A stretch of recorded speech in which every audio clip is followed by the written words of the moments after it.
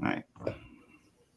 Hey, everyone. Welcome. It's Kevin Allen and I. We are joining you live. Just going to do a little bit of a rundown of what's happening tonight because, I'll call this a Hockey Buzz special report, I guess, because there's a lot to get into. We're going to go through it. I mean, just what does anybody know anymore about who's going to get drafted when, Kevin? I mean, or what's it's really been a crazy draft. And, the number of trades I had said earlier this week that I thought there would be more trades at this draft because I think there were a lot of teams with multiple picks, and there are a lot of teams who are in cap hell. And I think there were some people that are trying to still rebuild, and there's some people that are trying to dump salaries. So that's a formula for a lot of movement. And we started to see that, and it really has impacted, what's happened here. Jonathan Lekaramäki, the Swedish sensation at the World Under-18 tournament, he was ranked in the top 5 in many of the mock drafts and many of the scouting reports. He was ranked high by Bob McKenzie, by Craig Button. Red Line Report had him 4th. He just went at number 15 to the Vancouver Canucks. That's sort of how it's been.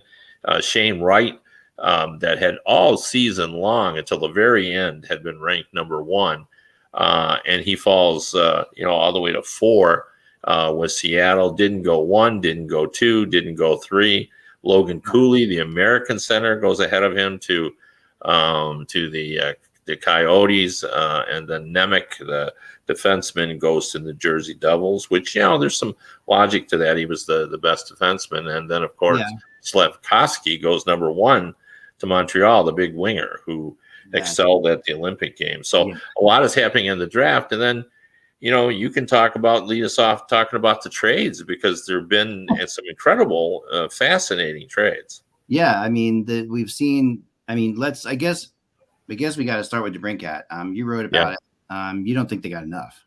No, not even close. And the reason is, how many players do we have in this league that in their first 5 years average 32 goals a season? He's already had 2 40-plus goal seasons. He's 24 years old. You don't dump a 24-year-old high-scoring player in a rebuild, number one. Possible. I mean, and then to only get, a first-round pick. Now, I know they were excited about getting the guy they did, but, is that guy going to have an impact like DeBrincat has had? I just don't think so. At least the chances are not against it. And even if he did, why give up a guy that is still young? And he still has this year, and then he's going to be a restricted free agent. Right. So I just simply do not understand this trade. And I don't think they got nearly enough. Like if you had told me, well, we're going to get 3 first-round picks, 1 in 22, 23, and 24, or 22 and 23 and a second-round pick in a 24. Right. So it's just simply not enough. This is a great trade for the Senators. And, their thinking, of course, is, we've all marveled at their collection of younger players, but, their regular roster simply wasn't good enough. Right. They're ranked, well down in terms of offensive production. He's going to help. He's as I mentioned, he averages 32 goals per season. That's pretty darn good. He's got to help, right? He's definitely got to help. Something just started on my side. I apologize. What is happening? I apologize. So no, you're absolutely right. Sorry, I just had things launching into nowhere. Kirby Dach, then, then Chicago turns around and trades Kirby Dach during the draft as well. And now I talked to one person who's on the floor of the draft, and they said the talk of the draft is, of course, is what it on the floor is all about Chicago. What is Chicago doing? Like, what are they doing now? What do you think they're doing? I mean, Patrick Kane came out recently and said he wants to stay there. Is this their way of saying maybe you don't? Well, yeah. I mean, I think that's kind of well said. And I do think this is a message that the rebuilding has begun. Yeah. And I think if you're Patrick Kane, I just don't know why you would want to stay now, because he has said publicly that one of the reasons he would continue to want to be there is he really likes to playing with DeBrincat. They're buddies, as well as having a good on ice chemistry. And so this is kind of a message. The message is to everybody, to the fan base, to I guess the other players, as we're going to try to do this now. The Davidson, the general manager, came out on television and said this is kind of a mixed feeling because we're excited about the players. They got Korchinski, a defenseman from the Seattle Thunderbirds who had 62 assists this year, a point per game guy. There's some question about, is he all offense and no defense, but they're excited about him. But on the other hand, he said they've lost some good players. I'm less, if I was a Chicago fan, I'm less upset about the Dodge loss than I am about DeBrincat, simply because I think he has not really developed as quickly, or reaching the level that I think people thought he could be. I mean, he's still young, and there's still plenty of time, but I think they had expected him to be a little farther along than he is right now. He's been undermined by injuries. He has been. He had a big injury in the beginning of his career. I just got a text that the Minnesota Wild might be up to something. I'm not sure what that is. I'm trying to look into it as well as we go here. But we'll be both. We may both have to check our things at different times. But I'm not sure what that would be. I mean, the Wild did announce the signing of Marc-Andre Fleury, $3.5 million a year, Kevin. 2 years. Yeah, that's still I think a bargain. I think so too. I think that's amazing, honestly. Yeah. I think originally I think maybe people thought there might actually be a little less, just because but Marc-Andre Fleury may be at the love of the game stage of his career, but he still recognizes his value. It's not insulting, which is good. Yeah, no, for sure. So, that gives them, they're still a competitive team, and it gives them a high caliber goalkeeper. They still, are going to be, right there competing, but, next season is when they start paying their penalty for getting rid of, Zach Parise and Ryan Suter, the buyouts and so forth. And, they didn't go out, they explored it and decided it didn't help them as much as they thought. They didn't go get a magic coupon to try to take some of that away. They didn't find a player who was on long-term IR because it's not the magic elixir that people think it is. So, it has its downsides for sure. Yeah, it does. So anyway, I think they're pleased with that. And then, the other big news, of course, is in Colorado. They go out and get Georgiev, Alexander Georgiev, who was the Rangers' backup goalie, who's pretty much blocked by Igor Shesterkin. And Georgiev is a good quality goaltender in his own right. I thought he was subpar last season.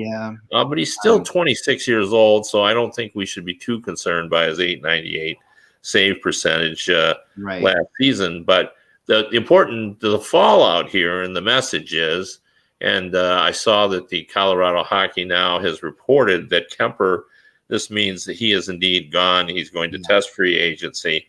And for now, they've got Francoeur and Georgiev as their two goalies. They may not be done. We'll have to wait and see on that. But, the second layer of that fallout is then where does Kemper go? And, I think we got to look at, multiple places, Edmonton, Toronto, maybe even Washington. I think you have one as well. I have New Jersey, and I think that he's there. I've been told from some people that he was their guy that they really wanted of all the goalies that were out there. So if that has happened, it sounds to me like it's not like Colorado didn't want Kemper. It's that Kemper had bigger opportunities out there. And Colorado, it kind of similar to like what they in the Colorado came on and basically said the same thing that they before they lost Grubauer because it got too expensive, and now they lost Kemper. I think they lost Kemper in the same way. Yeah, you're absolutely right. It was really a salary cap issue. They have Nikushkin and Burakovsky that they would like to sign, particularly Nikushkin. And, they've got down the pike, they got to give McKinnon his money as well. And, that's going to start, that's going to be a double 10 million or more contract. So they simply just didn't feel like they could afford Kemper. But that, that's not an easy decision when you got a big time team like the Colorado Avalanche, you hate to start the season with kind of unproven goaltending. Yeah, that's the thing. I So, mean, and this is, I mean, they won. Maybe they felt like they won with not subpar goaltending, but average goaltending. They're good enough to win with average goaltending. I know for a fact from talking to people today that they were in on Marc-Andre Fleury right until the end, and that I even talked to somebody in Minnesota that I wouldn't blame Fleury for going there because it's such a great scenario. But at the end of the day, they didn't get him, and I think that is who I think they really wanted. yeah, that well could be, and that would make sense because especially if he was willing to play for 3.5 million. Joe Sakic was just named general manager of the year. By the way, I hope we're not getting to that the Jim Gregory GM of the year that it's going to, because that award, unlike the other awards, includes playoffs. So are we going to give it every year to the team that wins? Yeah, I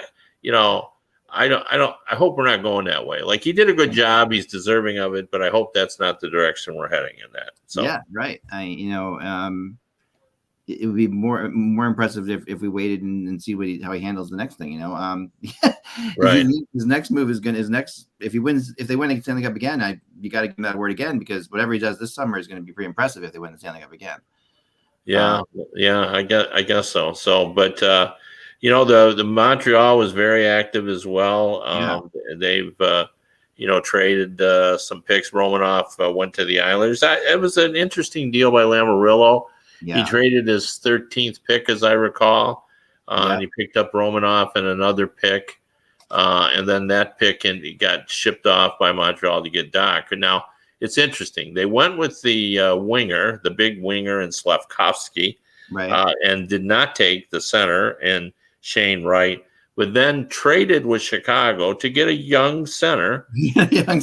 Doc. So they used, I think, did a good job there. He got both a young center, not 18, but a younger player who's got some games in the NHL. So I think you got to be happy with that. So I do too. I mean, Romanov is a real Lou Lamoriello sneaky move, though, because Romanov's a good player. He's a really good player, and I know a lot of people in Montreal has always been. They've been on and off about him. Obviously, they've had their moments when they really looked like they were on, and moments when they really looked like they had nothing to do with him. And moving him, I think that's a really sneaky good move by Lamoriello to a need that the Islanders definitely had. Right, the Islanders definitely had that. They needed a puck moving defenseman for sure. Yeah, and they got it. And Romanov is that's a tough. That was a tough. You could hear the reaction the Montreal Canadiens fans when name was mentioned. Yeah, no, you're right. It was not, but it was not. It was a little underwhelming. Like, they weren't sure how they felt about that, and that was a good pickup. For the Islanders. Now, I would think that takes them out of contention for some of the more expensive defensemen out there as well. But I think that's fine. So, the other name I had to ask you about was, as we go along here, sorry, I'm getting one thing here at a time. I apologize. I'm just not as good at multitasking as I should be. Seth Jones' name now is coming up because Seth Jones is another Chicago guy.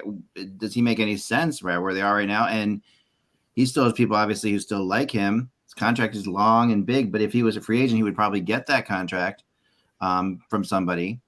And, I think that and apparently his no movement clause kicks in on the 13th, right? When the UFA day starts. So between now and then, they can move him to anybody. They can, but I've looked again today. Yeah. I'd like to anybody out there, draw me up a list of teams that could afford him, because the teams that could afford him, don't need him or don't want him. Right. And the teams that really could use him or would want him simply can't come up with $9 million. And, you can't, if you're a rebuilding team, you can't buy out a guy. That would kind of defeat the purpose. I mean, on his contract, you'll be paying on that, into the next millennium. You know, I'll tell you the so name that I think, though, the team that I think is going to try, if it's possible, if it is all possible, would be Boston. yeah, And they got no hope. They got less hope than most. I know. Well, it stands right now. They have the. I agree with you completely. They'd Yeah, have to do some serious creative, and they have to move some things. But they loved him before. I'm just trying to yeah. think of the teams that were really high on him when he ended up signing. In Chicago. Yeah, Boston pretty much said when they got Hampus Lindholm that they had gotten the guy they want. Yeah.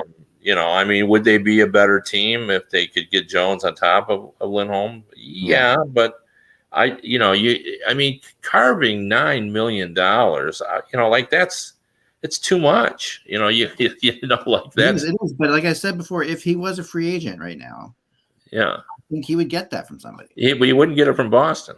Probably not from That's Boston. all I'm saying. Yeah, no, you're right. I mean, you're 100% right. So, I don't know if he would get that. He might be just the market's not very good right now. I mean, we're at the end stage of this, lack of flat cap, and it's hard. I've said this before, but there's not money out there for all the, free agents that are floating around out there, and people might have to take a little bit less. Just because there's not room. And people always say to me, well, you take a contract back, but that sometimes doesn't get it done either. So I don't know. It's going to be interesting. I mean, there are some creative people and they figure things out, but I think it's, as a GM once told me, I could figure out any way to fit $9 million or $8 million for one season.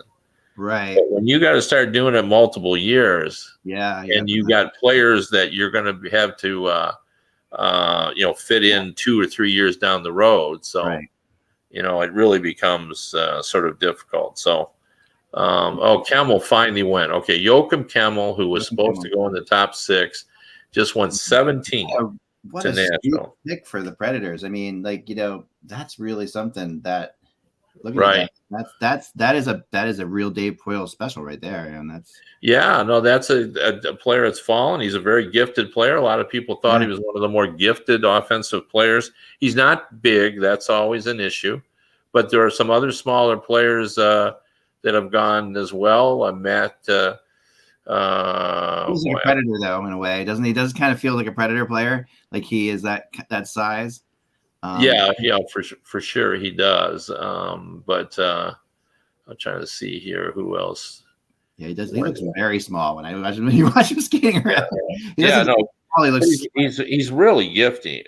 Yeah. But anyway, I couldn't for some reason lost Matthew Savoy's name. But he's his size, maybe even an inch shorter, and he did go to Buffalo. I believe it was at 9. Yeah, 9.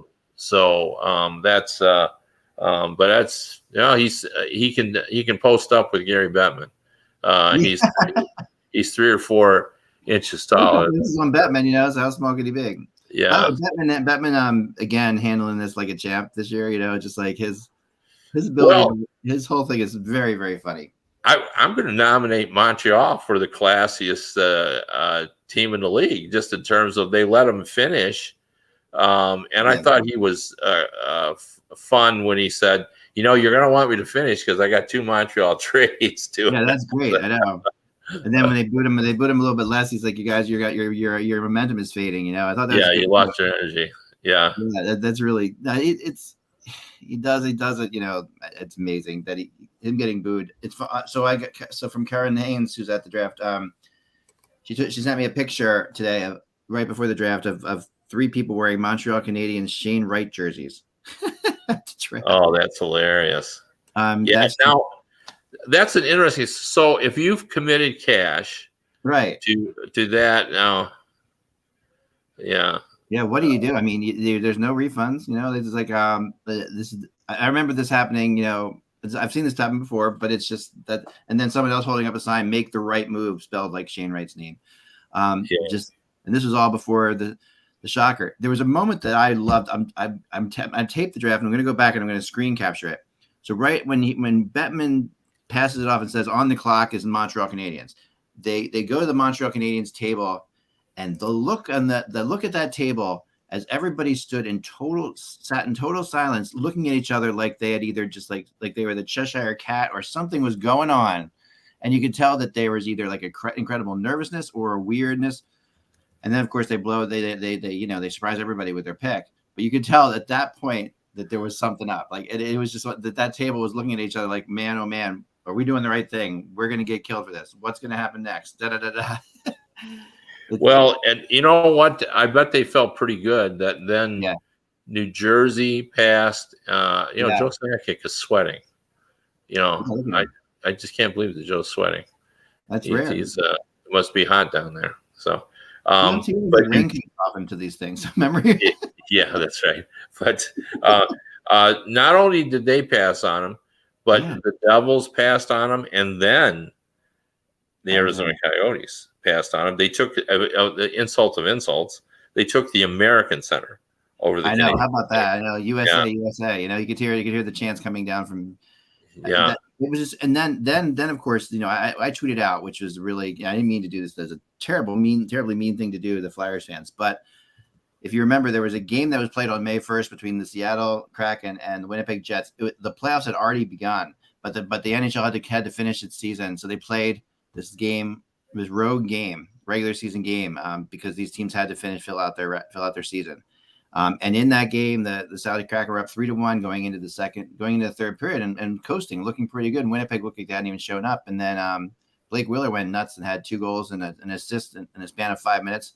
Winnipeg wins that game. And because of that win, Shane Wright is not a Flyer.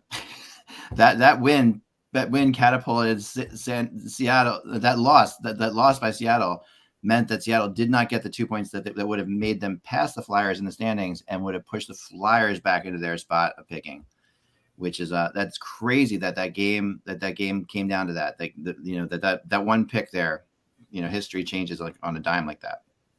That's crazy.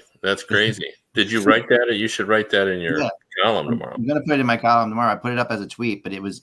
I was watching that game, Rogley, because I was interested in figuring that the Flyers. We figured Winnipeg would win and that Seattle wouldn't get that. They would finish left beyond it. But when Seattle had 3-1 lead going to third, you're like, whoa, this is going to be interesting.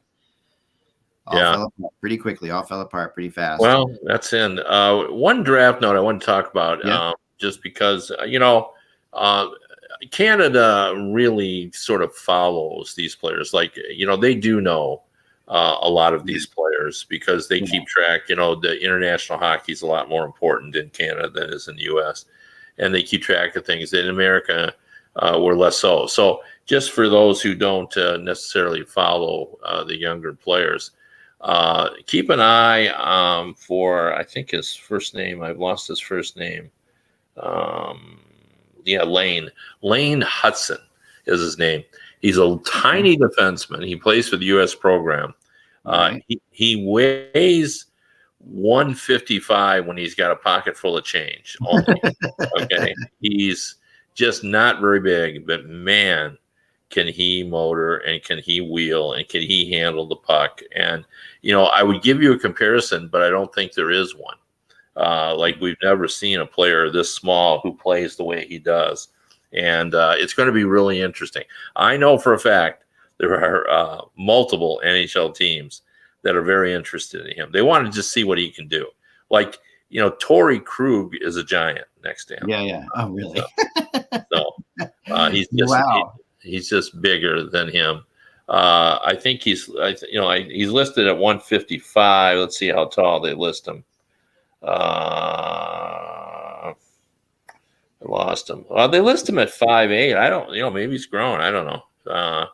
But if he's 5'8", he's stretching. He's stretching that yard. 5'8". Yeah. We're joined by Jan. Jan, we're only going to do like another 5 minutes here, but thanks for jumping on. Georgiev, surprising?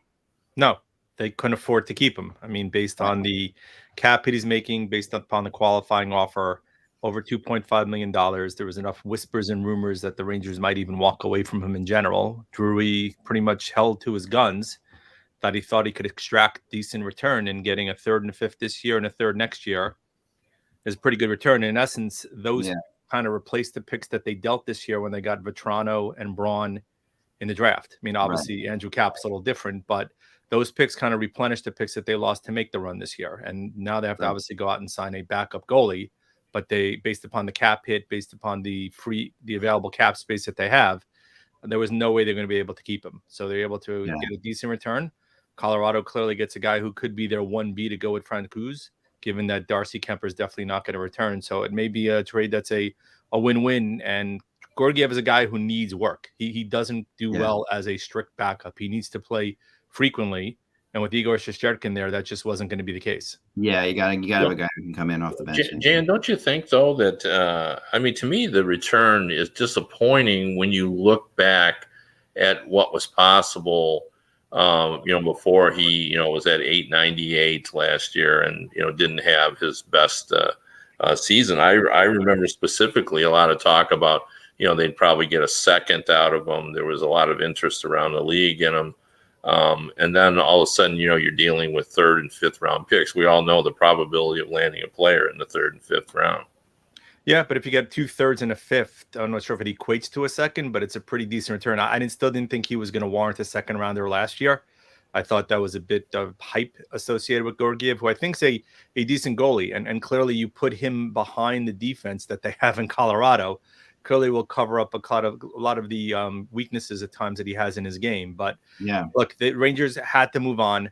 They got a lot better return than most of us thought they were going to get. I mean, I really thought that Drury was kind of smoking crack to a certain extent based upon the expectations. And he did a lot better than a lot of us thought. So, and it replenishes a lot of the picks that they lost. And we'll see what they do with some of those picks in terms of how to utilize it over the next couple of days. Yeah, I thought he would have been, it was fine for this year based on how he played. But I do think that they could have gotten more for him when he was a year younger and was playing at a higher level. I had talked to a couple of general managers about him, and they were very interested in him and saw him as perhaps could solve their backup goalie and then problem and then certainly move. So I think he had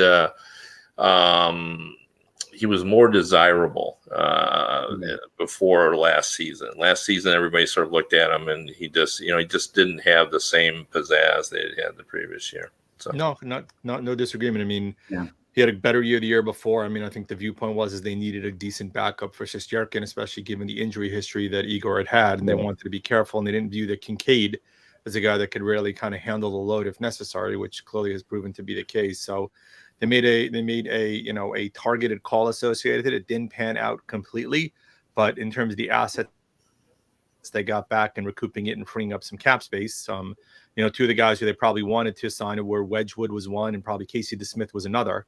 Were two guys who were probably on the radar. Both of them have re-signed with Dallas and Pittsburgh. So now they need to go into the marketplace, but there likely will be the availability of guys they can sign for $1.5 million that they can save $1 million to be utilized on replenishing either a second or third line center or a winger, depending on what direction they decide to go in. And the other thing I could say too about the romance with Georgiev is the fact that the team who ends up with him just won the Stanley Cup. Like, this is not a rebuilding team that's adding a goalie. This is a team where goaltending really matters, and they're going out and taking a chance on him. So I think there is kind of a lure. I don't maybe the romance is greater than the reality right now, but anyway, I was really struck by that. That couldn't have been the Avalanche's only option for goalie. And that's who they chose. Well, if you have Makar and Gerard and Taves and guys like that in front of you, not necessarily a bad way to go to a new team. And clearly, as a team that just won the cup, moving away from their number one goalie, they've shown the ability and the willingness to do so. And there's a reason why Joe Sakic just won the Jim Gregory Award as GM of the year, because he clearly knows what he's doing. So, like I said, it could be a win-win for both teams, right? The Rangers had to recoup some assets for a guy they weren't going to likely keep based upon the cap hit. And the Avalanche needed a goalie to basically replace Darcy Kemper, and Francouz and him and Georgiev right now should be 1A, 1B on that team, and we'll see what happens depending on starts. And the offense that they have there, even if he doesn't play particularly well, will likely cover up for some of the warts that he may have also. Yeah, interesting. Now that I've completed my 15-year study of the NHL draft, I'm really a skeptic about draft picks after the second round. Like it's really startling. It's really, you really, in the first 2 rounds, it was actually better than I thought. 70%, with 200 games being the what I counted as being an NHL player. And it was 70% in the first round, which is pretty good. It used to, in the old days, used to be about 60%. And the second round, it's up to 30% now. 30% of the players getting in. Anything after that, you're just absolute crapshoot. I mean, you have the rare instances. It's not even that good. You got better odds in Vegas, Jan. You really do. You're just essentially just drawing names out of a hat. Mm-hmm. I have a rumor I just posted, and as I was the guy in Texas, I was thinking, and it's great that Jan's on because it's a Rangers rumor, but that is that the Rangers have been calling and have had interest in Matthew Tkachuk. Tkachuk. I would say 31 other teams would have an interest in Matthew. They do, but this is apparently going somewhere a little bit more than. I mean, the assumption has long been that if Tkachuk gets traded, he's going to go to St. Louis, right? That everybody's been saying that for years. But there, I guess I want to ask you about that, and also ask you about your JT Miller thoughts, because that's the other one that's flying around, of course. Sure. So on Miller, I mean, clearly, Miller's been rumored to be coming to New York forever, ever since, right? And the original trade, they got a very underwhelming return with moving Miller and McDonough. I mean, Brett Howden, Lieber Hayek, basically the Glimmer twins for the Rangers, are the two whipping boys for most of the fan base in the draft pick, which may pan out depending on what happens. Miller had a great first part of the year in Tampa and then ended up on the fourth line and needed the trade to move out to Vancouver to kind of find his game. And the Rangers were very hot and heavy on getting him last year before the deadline, when they ended up pivoting and getting Andrew Kopp, as Vancouver didn't move him.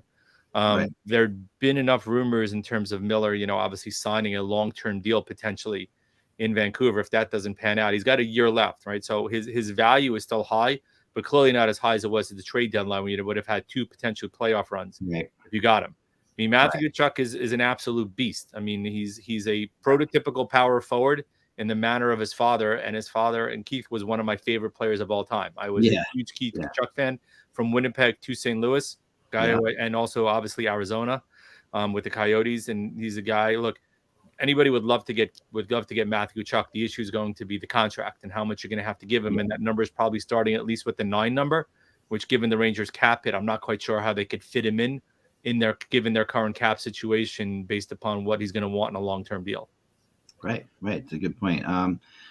Okay, we are just about time up, but I just want to throw this out there again. I have heard a ton today about the Flyers and Johnny Gaudreau, and that it really feels as if Gaudreau, I mean, I'm pretty confident in saying that, I have Gaudreau at 70% of the Flyers right now. If Gaudreau's not going to Calgary, it sounds like he's going to Philly. I don't know how they're going to do it. I wish I had some idea about that. I don't know how, from salary cap wise, they're going to do it. I don't know if they should do it. That's up for you guys to decide. But it sounds like he's not going back to Calgary, and it sounds like he's coming to Philly. But we obviously have to wait until the 13th, unless the Flyers trade for his rights in the meantime, which they might not, because they might be that confident that they have it. They have this. Well, Kevin, I missed your first part also. Any picks surprise you early on? Were you I mean, obviously, other than the number 1 pick being not even a mild surprise, because there was a lot of buzz, but anybody else early on had a shock you in terms of how it turned out? Jan, Lataramaki lasting all the way down to the teens, Kamel lasting even beyond Lataramaki. Stunned by that. Mild surprise that, but he is Steve Yzerman, that Marco I'm drawing a complete blank here. Casper going to the Red Wings at 8, Wright lasting to 4. It's just really remarkable. It's just crazy that the Arizona went with the Canadian center over the guy who had been listed as number 1 the entire season, and even. And there's still good players being added. I just watched Liam Ogren. If anybody watched the under 18 on the NHL Network, he was just fantastic. He's been compared to Mark Stone. The Minnesota Wild just picked him off at the 18th pick, somewhere like that. So it's really been a fascinating draft. I don't know that there's been as much movement of players off the list. Like teams clearly have their own, lists here that, don't resemble the ones that we've seen, on. Part of it might be that they haven't seen them play that much. Like we talked about before. The missed time with COVID. Some of these players, everybody's seen different players a different amount of times, and has a different concepts. Now we're getting close. What do you think of the Dak Romanoff basically swap? I like the trade from Lou's perspective. He is kind of a undervalued defenseman if he plays at his highest level. But that's the important part of all that. You got to get the best out of him in order to do it, because you've given up a pretty big asset. That 13th pick, like, there's no superstars in this draft, but there are a lot of players who can play. Yeah. So certainly Lamoriello would have picked one up at that spot. So they really need him to play, and not only that, but they need a defenseman, who can plug a hole, and not it can't be a guess. So they must have felt pretty confident, about that. But I was going to bring up too, at least for the Flyers, there's a pathway to clear cap space. We can look at that and see, well, they got to move Van Riemsdyk, and then somebody else. But you can see that. But in a lot of teams, there's not even a pathway. Like there's no way to do it, because it's too many years, or the fee's too high, or he's too vital, or it's counterproductive. If you bring that guy in, we got to move this guy out, then you're not farther ahead. But the player that I think is really interesting that you were talking about is Matthew Tkachuk, because he checks all the boxes. Yeah. He can play a high tempo offensive game. He can play mean and nasty. He's got a lot of tools in his box, and I think people view him as a player you can win with. Yeah. His dad was an incredible player as well. There's a lot to like about him, and so I could see teams really trying to work hard and be creative to try to figure out how to fit him in, because especially for Eastern teams, like we've seen him in Calgary. I don't think he's nearly as valuable out there as he would be in the East. Yeah, you might be right. Just the style that he plays. Yeah, and the Metro Division is really becoming a war zone. Like the amount of talent that's in the Metro Division, it's insane. I mean, I really think that it's just up and down, going to be a crazy division in the next couple of years. Well, Russ Cohen, in the middle of this draft and after these trades and everything, just wrote on our group text crazy, and I said, "There's your lead." I think you could say that crazy. That's what this draft day was, because I mean, really, some very unusual things. I mean, the Blackhawks moves, hard to understand, and you just were shaking your head. And right, I mean, when was a player the number one prospect the entire year until the very end? And then suddenly falls not to 2, but to 4. I know, and just now the second pick overall, the Slovak that the Devils take. Obviously, he was the guy that the Flyers actually were hoping to get. That they thought that they might, because he might fall to 5. He ends up going 2. I wonder a little bit if there's a little bit of the NHL copycat thing going on with how good Cale Makar is right now. And I just wonder if there's anything to that, in terms of the Devils saying, okay, this guy, we're going to cake this guy. He's the best defenseman. And, right. Cale Makar, such a good player. You can see any of that, Kev? Go ahead, Jim. First of all, I think Slafkovsky was the guy they were targeting the whole time, right? You already got you have Heath and you have Hughes. You have your top 2 centers, right? Yeah. Once they went with Slafkovsky, if they went with Cooley or with Wright, and both of them would have been good picks, and then you're looking at moving Heath now, because you're probably not putting one of those guys as your 3C. So now you got Nemec, and you pair him now with when Luke Hughes comes in, and you have potentially 2 top 4 defensemen right there to go along with the rest of your lineup. From a fit perspective, that's probably why they went in that direction. And then I had seen some mock drafts where I had seen Wright falling to 4, Slafkovsky went 1, that Cooley was going to go 3rd. So I'm not overly surprised that ended up happening, but I would just say the amount of movement. I mean, look, for not having a in-person draft for a couple of years, I would say that this year has more than made up for the fact that you haven't had of it, and the fact that it's in Montreal also. Yeah, and we're only 5 picks away now from Hughes getting a chance to draft his son. Is that possible? I mean, it's interesting. He's still out there. Yeah. Montreal at 26. Yeah, he didn't, from what I've been told, he didn't come together as a player this year quite the way that they had hoped. Like there's a lot to like about his skill package, but it didn't seem to, kind of pull together as nicely as they'd hoped it would. But, with regard to the top of that draft, too, I found it interesting.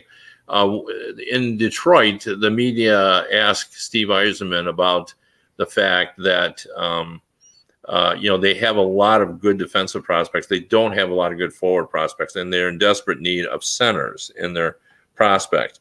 And I don't want to say scolded is too harsh a word, but he basically said in his own playful but direct way, you guys don't know what you're talking about. This is not the NFL. This is not the NBA. That's not the way we do it in the NHL in the first round. There's no immediate reward for players drafted for a team in terms of for positions.